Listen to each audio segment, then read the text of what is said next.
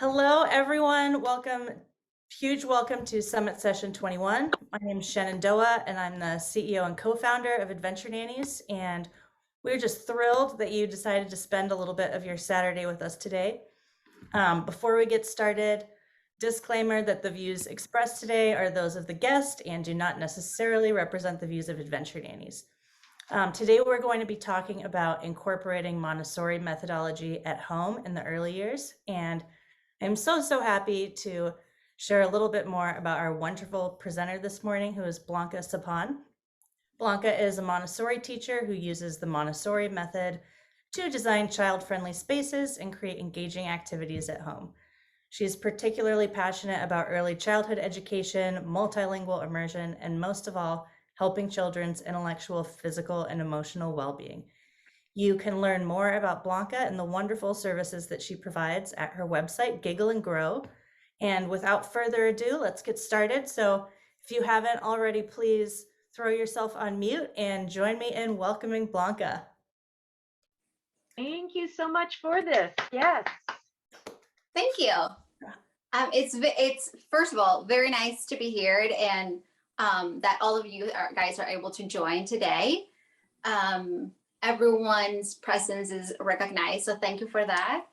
I guess I'll just start talking a little bit about myself. I am from Chile, South America. I came to United States about 11 years ago, and I went to a traditional school. I was the child that had great grades. I had many friends. I loved learning anything. And I constantly had this feeling that there was something that I was missing. I will finish all my tasks at school. I will do these extracurricular programs, yet still there was something constantly missing. So I moved on with my life. I went to college. I decided to be an elementary school teacher.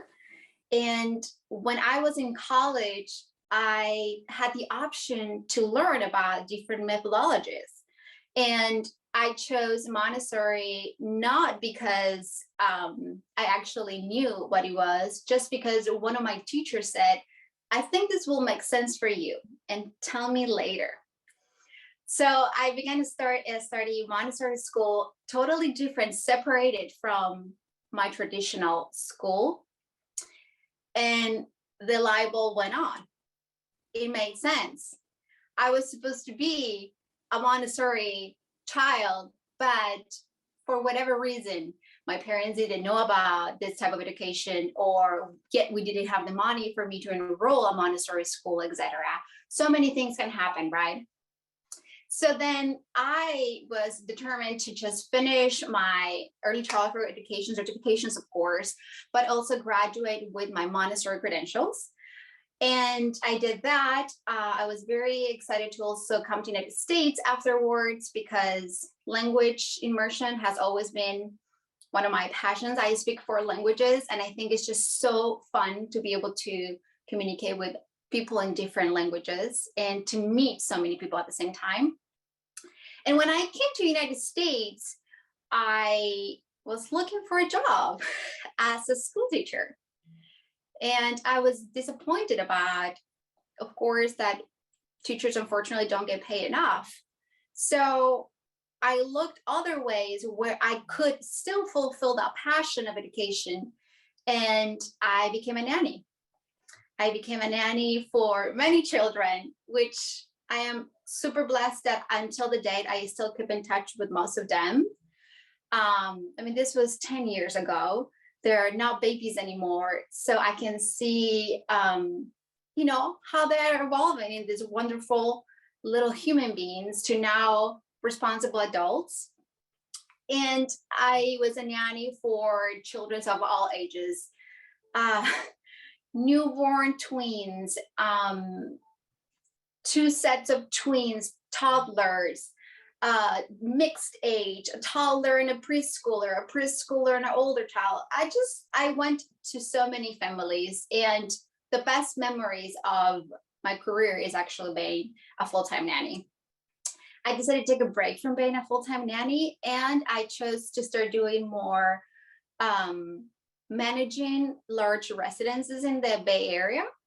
And it wasn't until little that that passion, that itch came back again, where I'm like, I need to be closer to children. I need to really start like working one-on-one, or at least working with the families. So then I decided to create Giggle Grow to bring my services directly to the home and empower both children and families at the same time. So with that being said, I'm going to share my screen, not for long, just so you guys can get a visual idea of what I am going to share, because that's just how I learn a list. I remember things better that way. All right, let's share screen.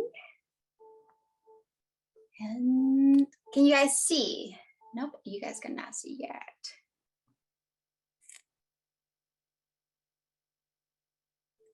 All right, here we go. So to start off,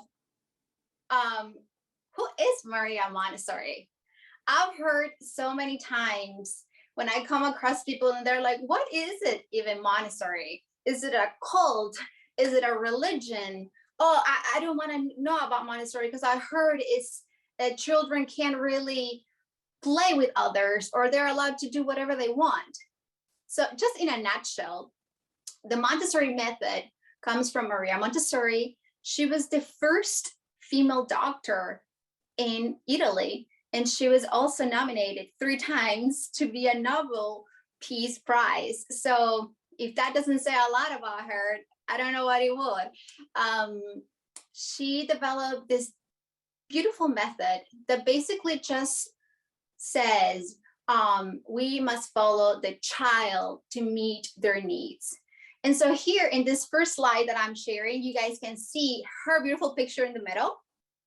And then on the right side, I have something that's called traditional education. And then in the left side, you will see Montessori education. So we probably all learned in a traditional way, where we see the adult telling us everything that we need to learn. Today, we're learning about the letter A. Whether you're ready or not to learn about the letter A, we're all learning about the letter A. It really looks like almost like a classroom, like a factory classroom, where all children are just looking at one person and depend on that person to learn. Maria Montessori came up with this methodology that says that there's a dynamic relationship between the student, the child, or the baby, and the environment, and also the adult. So if you guys can see these green arrows that go back and forth between child, baby, environment, environment and adult and child and baby, basically saying the environment is as important it is the child, and it is as important it is the role of the adult in education. The child engages with the environment, gets attracted by the environment because it has the exact materials that the child needs. And at the same time, the adult prepares this environment. Also, the adult observes the child, and there's this dynamic respect relationship between the 3 of them. One of the principles of Montessori educations is, yes, it's all about human development and development of the whole child. And I have in here for you guys to read 1, 2, 3, 4, 8 of the principles. There's so many more, but let's go by quickly each one by one. First, follow the child, of course. And this follow the child line, I think, has gotten Montessori in trouble a little bit, because it's been associated with the child can just do whatever they want. And that's simply not true. Following the child just says that each child has the unique approach on discovering the world, and we just should not interfere with. We should just observe and let them do what they're supposed to do. There's also a prepared environment.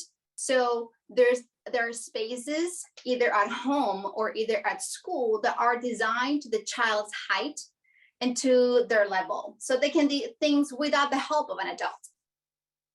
There's also independence of movement, where you allow freedom of movement, of exploration, so you can get the best of education.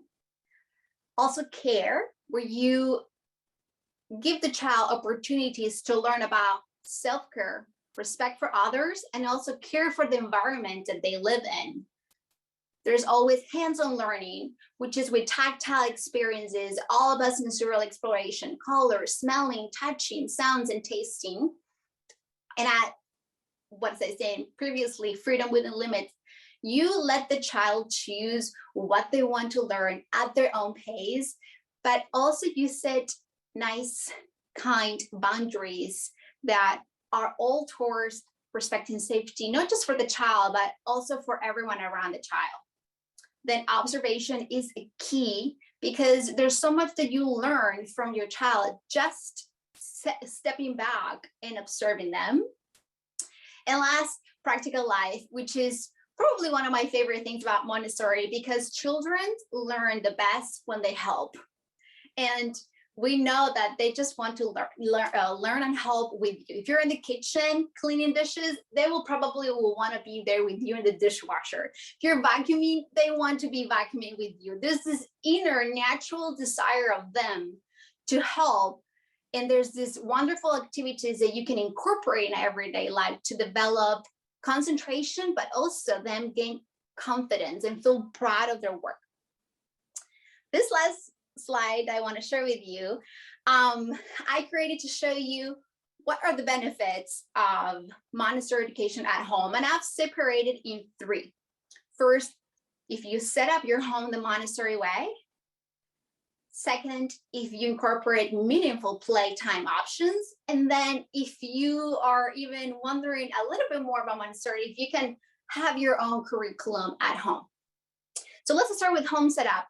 If you decide to incorporate the Montessori principles at home, you will get fewer distractions for your busy schedule, simplicity and beauty in your home, and also you will see more functional spaces for the child to explore.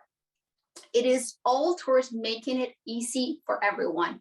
It will be easier for the child and it will be easier for the adult. Once your home setup is ready, you have the general area completed, you can go a little bit more in detail. Okay, what kind of toys or materials is my child using every day to learn? So if you do want to incorporate the Montessori philosophy and method at home, you will be able to turn everyday materials or objects, and you will be able to turn them into learning opportunities. You'll have smooth transitions and easy cleanup, because children will know where the toys are, and cleanup will be effortless.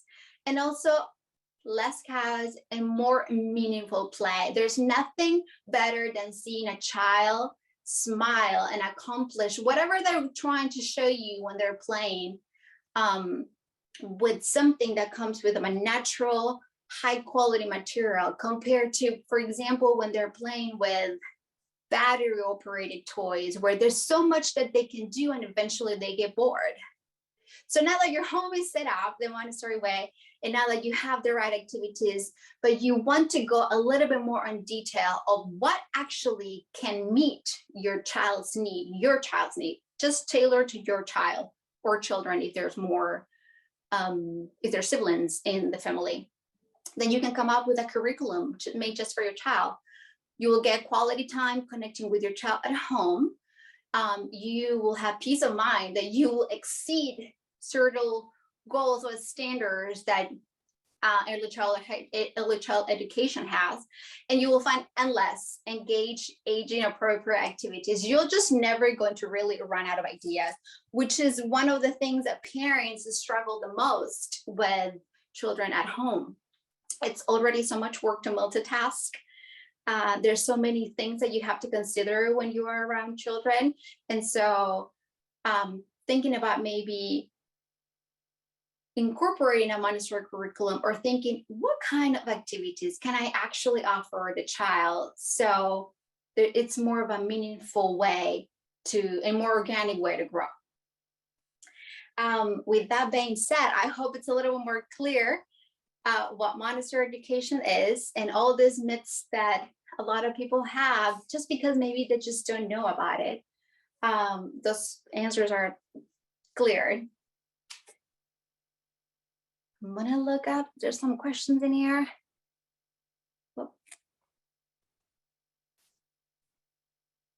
I'm wondering if anyone has any questions that would like to ask.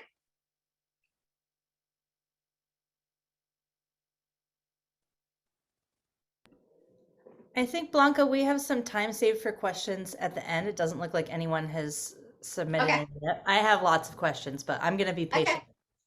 Okay. I guess if I go back a little bit more of how you can incorporate Montessori at home. So one of the things that I tell my families when I go into their homes and they really don't know where to start is sit on the floor and just observe the world around you from being very little. Basically, that you come onto your knees or you just simply sit on the floor. You can then see, oh, how can I make the space around my home more accessible for the child?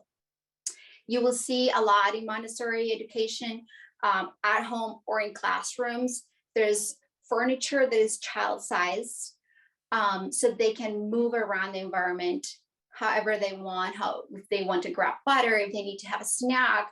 They really don't require the presence of the adult or much of, can you please reach this for me? Or can you please open this for me?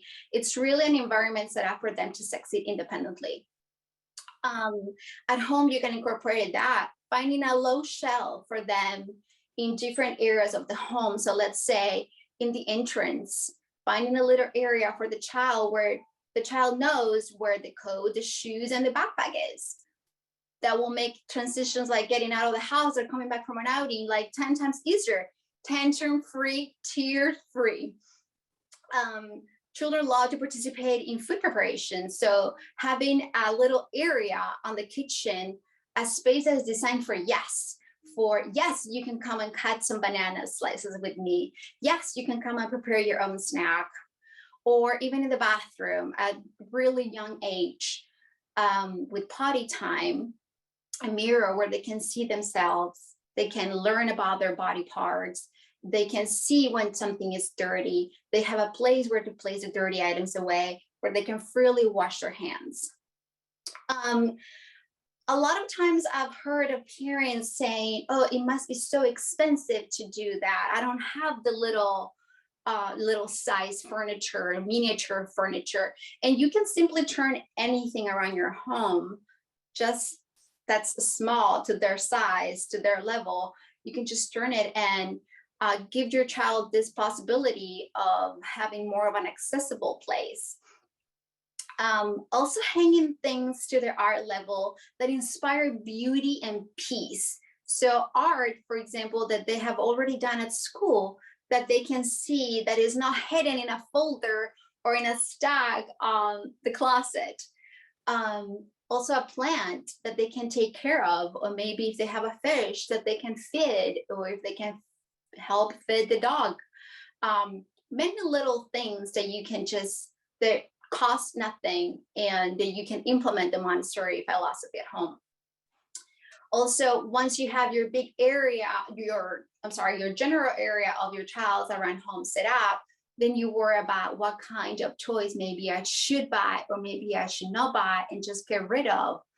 I see a lot of times that parents are gifted certain things for their children, and they use them not even knowing, is my child, if they're going to learn? Is my child going to be just entertained or actually engaged properly? And so considering fewer things on display, so it's easier for the adult to clean up and also for the child to clean up. Getting rid of all battery operated items, because those items, again, are just for entertaining for so little and just crush creativity and concentration on children. I don't know if any of you guys have actually been to a Montessori preschool or school and you get to observe children. One of the first things that you notice is really quiet. And it's almost shocking at first because you're like, why is this so quiet?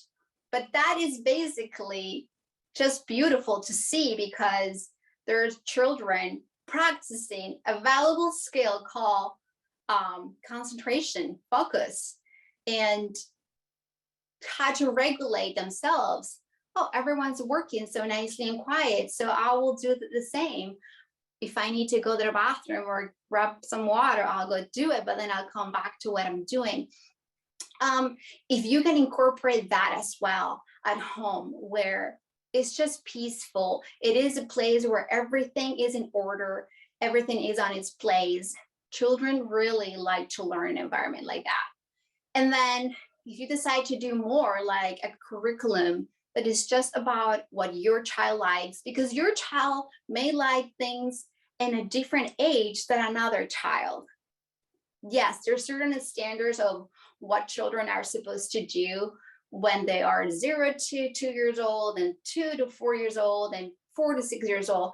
But every child has their own journey. And if you just observe, you see what your child's interest in, and then you come with more ideas of how you can fulfill that desire that the child is working at that moment, you can get the most of that. Let me check someone, I guess, ask a question.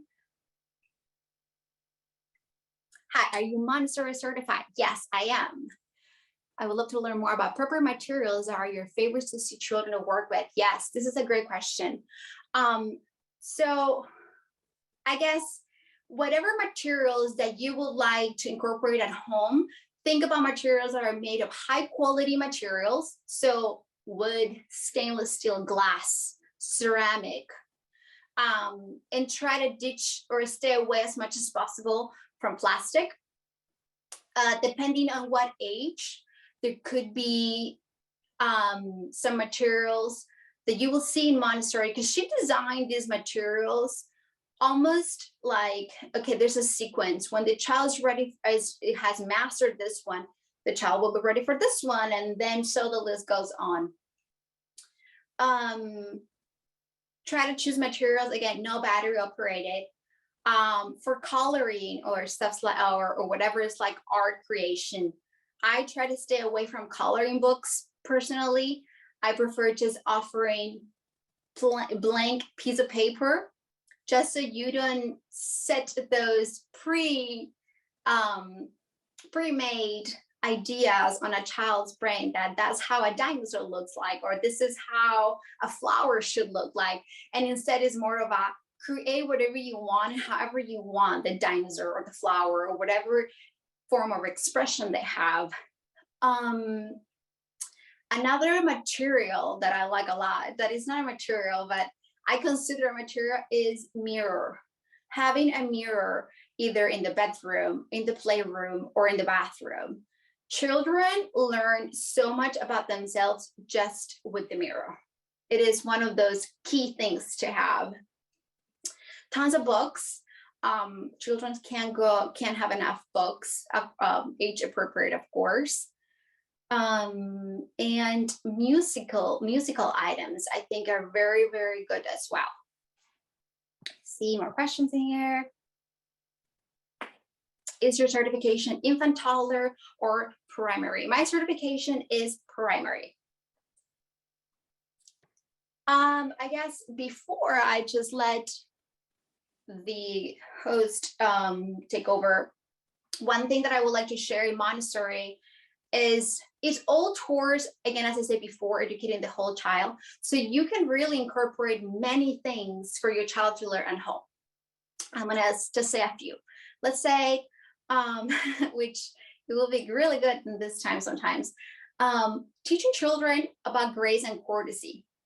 Example, table manners, how we eat at home, how we eat properly when we're in a restaurant, how we say thank you after someone has done something nice to us, how we learn to wait for whatever the adult is doing, or for whatever transition that we're going, how children can learn to wait nicely, cooperating, following instructions, etc. There's also in Montessori, you can include, yes, arts and crafts, but also you can go a little bit more specific. Let's say one of my families And one of my favorite times or project was this family that, yes, wanted the child, 3-year-old, to learn about art, famous artists on the world, and to recognize famous painting. We started first off drawing those, and then having flashcards, and then going to visit. Long story short, by age 3, this child is able to recognize naturally like 70 or 50, I can't remember so well, around 50, I'll say, paintings around the world that are famous with the artist and know a little bit about that specific artist. In Montessori, you can go as general or as detailed as you would like. And it's just never too early to start. There's this idea that Montessori education should start when they go to school, which is what, 5 years old with kindergarten. And that's simply not true. You can start Montessori at birth. You can start Montessori when parents are expecting. They're like, okay, how are we going to actually learn and support our child's development at home first, their first learning environment, and then second at school. So it's a journey that is just never too early or too late to start. Awesome. Thank you so much, Blanca. And if you have questions, I know some people have been DMing them to Blanca. If you don't mind dropping them in the chat so that everyone can see them and learn from them, that would be wonderful. Blanca, I loved what you said about the quietness of a Montessori space being beautiful. And I know something that we have seen many times is a family comes to us, they're so excited about Montessori. They read a newspaper article, they're bringing in a nanny who's an expert in Montessori, and then a couple weeks go by and they express concern because they don't feel like the nanny is engaging or interacting enough with their child. So because you have been a nanny and are also a Montessori expert, I would love to hear a little bit from your perspective how to sort of lead those conversations and set those expectations with families who you're working with. I can totally relate to that. There's this big desire because Montessori word is such a big marketing word. It's a little bit of a shame sometimes to see these Montessori schools that, yes, they have the Montessori materials, but that does not mean that actually are applying the Montessori principles. Parents get really excited about Montessori, and I think it's because of the materials. They see the materials, they think they're cool, they're high quality, they're heavy, and they see that their child is constantly learning. It just masters that, and then it masters another skill. It happened to me. I remember one family telling me, I love all this. I love following the child. I love to give them space. And I set up this space, very minimal, like only few things, just peaceful, beautiful. And she's like, where are the posters? Where are the ABCs? Where are the numbers, the shapes everywhere? And I'm like, there's none of that, in fact, because I'm just going to be interrupting that concentration work if I add all these overstimulating things around. I think what's best, and after working for so long for families, is just to have, in Montessori, we have a circle time where everyone sits in a circle and everyone gets to say their opinion and share something for the day. Just have circle time with the parents or with the mom or with the dad or whoever it is, the person that you're working with, and tell them, here's the principles, here's the idea. How can we maybe meet in the middle?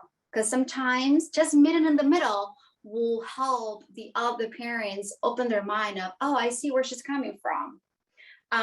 So open communication with them is a key, and also coming to them with facts like, hey, I own this, like I know it, I know it works, it's been around for 100 years, it's the most organic way to learn. There's nothing that I will teach the child so good that the child can actually not learn by herself or himself. If anything, I need to be learning from him or her more than he needs to learn from me. I think that will be a good approach. Perfect. Thank you. Laura has their hand raised for a question. Laura, what's on your mind? Yeah, hi. This is kind of an odd question. So, and I'm hoping you understand what I'm talking about. So many of the families I've worked for have wanted their child in Montessori. Do you feel like there's any child who isn't a good fit for Montessori? And I say that because, you know, over the last 20 years of me being a nanny, I will say that so many kids, there are always one kid in the class who is kind of a really hyper boy and seems like they don't fit with the entire rest of the classroom. And do you feel like anyone can do Montessori, or do you feel like maybe that child would be better off at a Waldorf school? That's it. Thank you. Yeah, thanks for your question. I honestly think that every child can learn from a Montessori approach, whether it is the hyperactive child, the aggressive child, the child that is extremely shy, that needs to be told what to do or guided what to do. And the reason why I think this is because Maria Montessori started this method for unprivileged children in Rome. She became so clever about this because she had to observe children with mental disabilities. And mental disabilities, not because they chose to have that, it's because that's how they were born, that's how the environment or the country that they grew up, that's just how they ended up. And she happened to observe first with them and applying the same method for the privileged children and the unprivileged children, and the outcome was the same. So for that hyperactive child that, for example, you're referring to, I will say maybe there's something else that it needs to be addressed or that the child has to work on so he could go to a Montessori school. I think if anything, for someone that's hyperactive, a Montessori will be best, if anything, because it is a time to slow down, to be present in the moment, and just to work without interfering others, which I know it's very hard for some children, but I really think every child is capable of. Okay, I understand what you're saying. So when you pay $36,000 to go to Montessori school, it's sometimes hard to swallow that of the 18 kids or the 20 kids, 2 kids might be better off, you know what I mean? Not disrupting the class for everyone else paying $36,000. Yep. I absolutely agree. It's a little bit of a downside that Montessori, unfortunately, gained this idea that only privileged children can go because they're expensive. But you know, it's expensive because you're investing in something that it will walk with your child the rest of the life. I think it's worth every single penny. That being said, as I said before in my intro, there's so many other methodologies, forms of education. There's Waldorf, there's Reggio Emilia, Piaget. There's so many others. So maybe if that child, if you think does not fit in a Montessori environment, maybe there could be another that he can thrive there. Perfect. Thank you. Yeah, you're welcome. I have one audience question that came in, and then Suzanne, I see that your hand is up, so we'll get to your question very next. Thank you for doing that.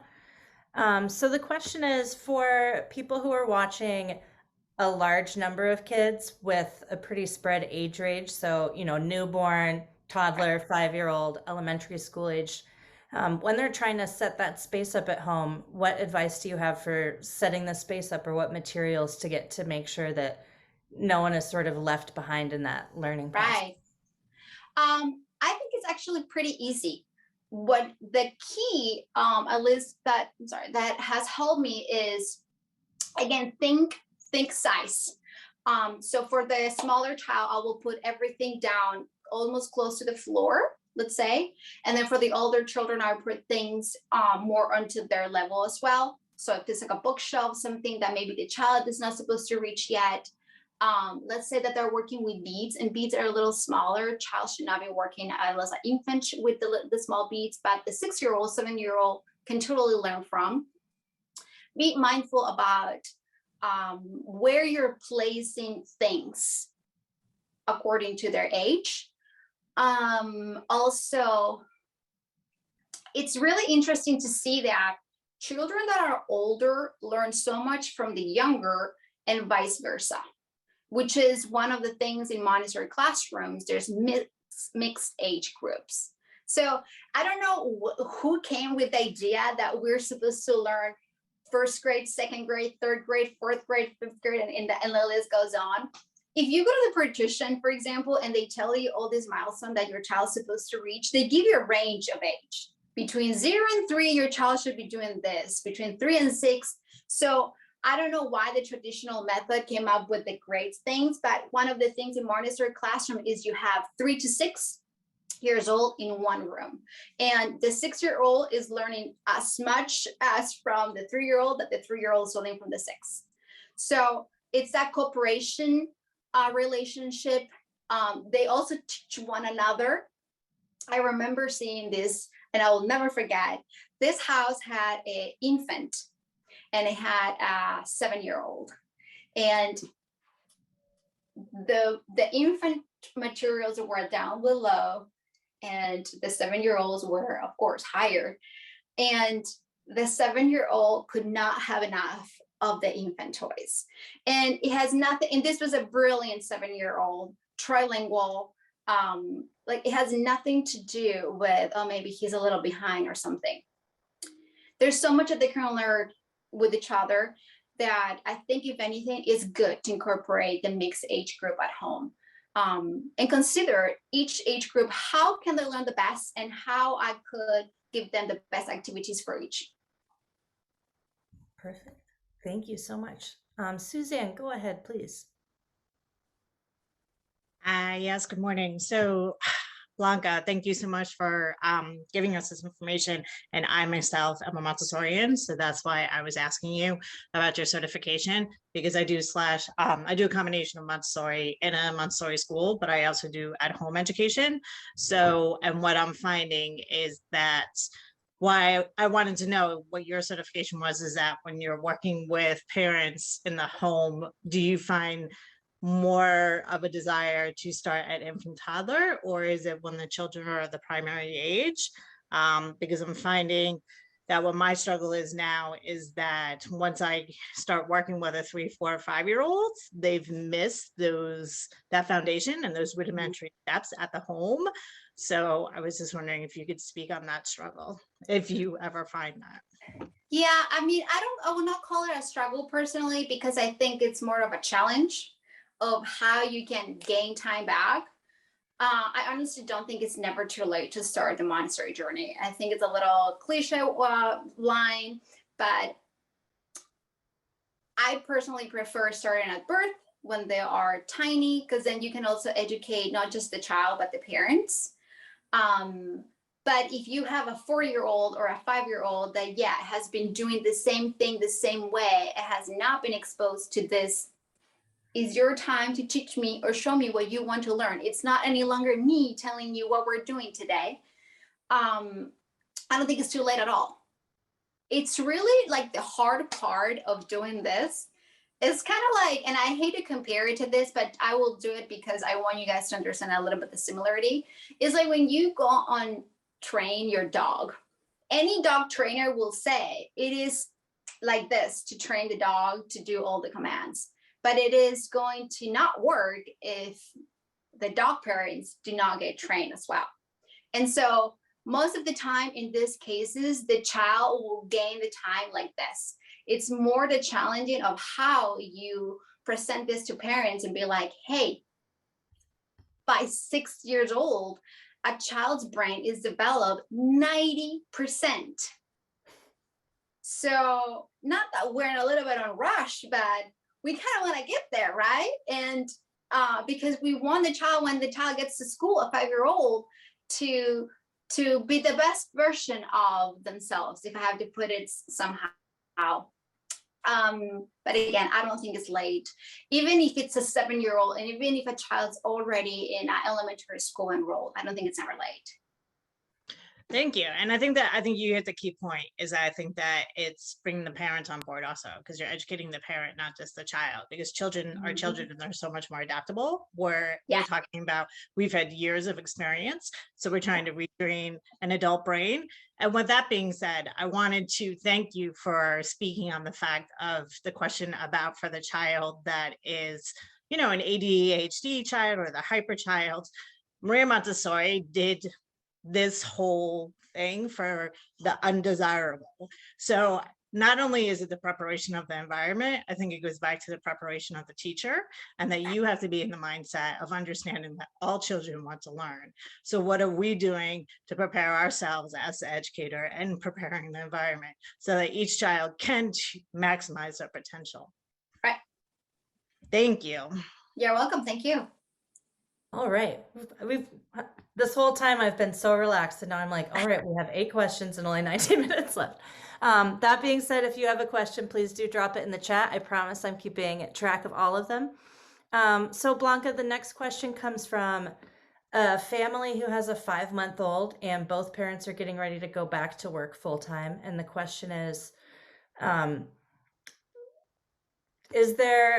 so their number one question is there a network or website you recommend that would specialize or help to find a nanny who's experienced with Montessori?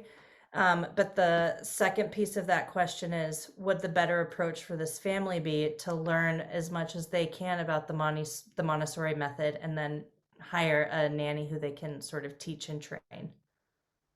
I think that's the answer.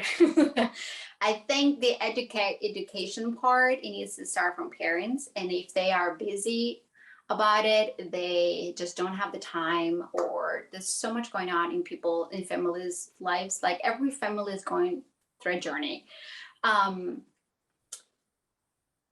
Montessori nannies are Montessori childcare providers, let's put it that way, are really hard to find because Montessori training, it's very expensive and is extensive. So once you commit, you have to really study for many hours. And after you study, you have to do thousands of hours of observation.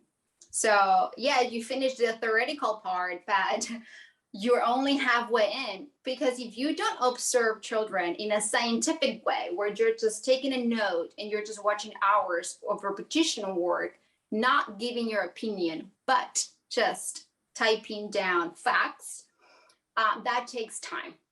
So it's hard to find a nanny that has Montessori certifications, but I do remember, for example, I used to live in Chicago, and I will always be looking for some sort of a nanny training program or nanny events. There's a lot right now, virtual trainings. Montessori, which is really, really nice, because before there wasn't many of them. You just have to watch hours of videos, I guess, or read your manuals. Now there's other companies too that are selling Montessori manuals, and you don't have to be a teacher to actually purchase those manuals. Before, you kind of have to have a license and you have to like prove that you were actually a Montessori guy. Now they don't want to do that, because his whole change of making Montessori accessible for any child. So for the parents that have a 5-month-old baby, I recommend they educate themselves a little bit. Like, for example, there's this very simple book, this one, Montessori from the Start, that is really easy to read. It doesn't have a lot of technical words on it, and you can get a glimpse of, oh wow, there's another way that my child can learn and that I can also learn. That is not how I was taught or that I grew up with.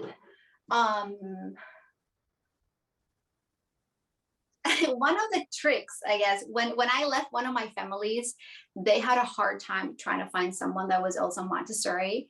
I remember training other nannies, and I will be like, oh my gosh, like this is going to be so disturbing for the child, because a lot of nannies are forced to do so many things at the same time. They're like asked to do the dishes and do the laundry and clean up the toys and do all this and do all that. And also I want you to engage my child. And I'm sorry, there's so much that you can juggle around with a child. So I remember when I had a hard time finding someone to help the family that I was leaving, they started doing this research on care.com or cittercity.com and really put it on the filter some sort of like ECE educational background or Montessori. And from 100 candidates, you are 2, 3. It's because it's very specific. Actually, people that are doing that. A lot of Montessori teachers also, because of the benefits, prefer to really just work at school instead of working at homes. So maybe going to, it's called like a network parent connection within the area. Let's say in San Francisco, like a parent network group or something. Yeah, but the 5-month-old parents, like, they should totally get on board. They're not going to regret it. Awesome. Thank you so much. And quite a few people, Blanca, are asking about what that training and certification course or program looks like. Yeah. And I also saw everyone who's on video, as soon as you held the book up, every single person who I can see wrote it down. Oh, Everyone's wow. like, so It's is that the good place for folks who are working as nannies or childcare professionals to Yeah, also start? this book is a very good way to start. I love this one because Paula Polk and Lynn Liller actually work directly with Montessori, Meyer Montessori. And so it can't get any better than that. Just for you guys to know, a lot of Meyer Montessori information was burned during the war back then. She had to like move to another country because the Nazis were coming, and then all this human development education, peaceful education was like not to be here anymore. And so there's very specific books that I will recommend. The other one that I will recommend is this one, which is the own Maria Montessori's handbook. And I'm happy to send you guys a link of all these books. These two are my favorite ones. There's another one too that's called, I think, Montessori Notebook. That also works well, especially because it is for home, how you can implement the Montessori education at home. Perfect. And about the certifications, sorry, quickly. So it really depends on what country you're getting certified. I got certified in Chile. In Chile, because I was studying full-time to become an elementary teacher from a famous university. I was able to do this compressed in 2.5 years. But if you just want to like go to a Montessori school and be like, I want to do this training, how long would it take? I think I'll say like at least 4 years. Awesome. Another question we have is, could you share a little bit more about how you might coach parents who are resistant to reworking their spaces and their routines for the children? Like, I think, and it seems to me, not to speak for someone else, but the question is sort of about where are the gateways? Like, where are some easy entry points? Like, is giving the child the opportunity to be able to wash their own dishes a good example? Or like, what are some kind of easy things to test out or try out with a family without, showing up at their house with a minivan full of wooden toys and saying like, we're Montessori now, buckle up, everyone. So you can use everyday objects in your home and turn them into a Montessori learning material. So you don't have to buy anything. You can just reuse, recycle what you have. So for example, if I have mine. if there's a family that are having a hard time, just to start small, starting very little things. What you really need is whatever shelf or whatever furniture it is to the child is according to the child's height. You put just a few things in there, just so like the child knows that in each space or corner of the house there is a yes space for the child, and it's not like, no, don't go there, oh no, don't pull in here, oh you're not supposed to be there, etc., which happens a lot with no telling our children, because they they just want to explore everywhere. So again, creating small spaces of yes. One of the things I feel like it makes a big impact if you just want to go really, really low key is, of course, have a routine with the child, and also the parents know that routine. But in the living room, place a shelf with just a few items. So then you can rotate what's old, what the child has worked for new stuff, and you don't have to see all the mess. And then in the entryway, have a little space for the child when you have to go in and out for outings, etc. If you just do those two little things, that I don't think you will be on the way of many parents. I think you can make a big change in the everyday, day-to-day activities lives. Perfect. Another question we have, Blanca, is how do you incorporate multiple languages into a prepared space? And this person is specifically asking for children that are age 0 to 3, and they're concerned about interrupting concentration.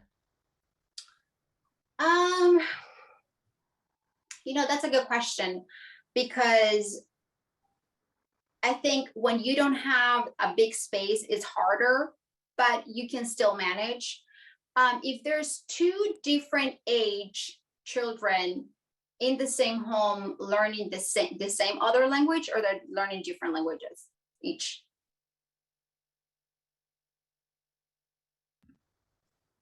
So I'm not sure. okay, I'll say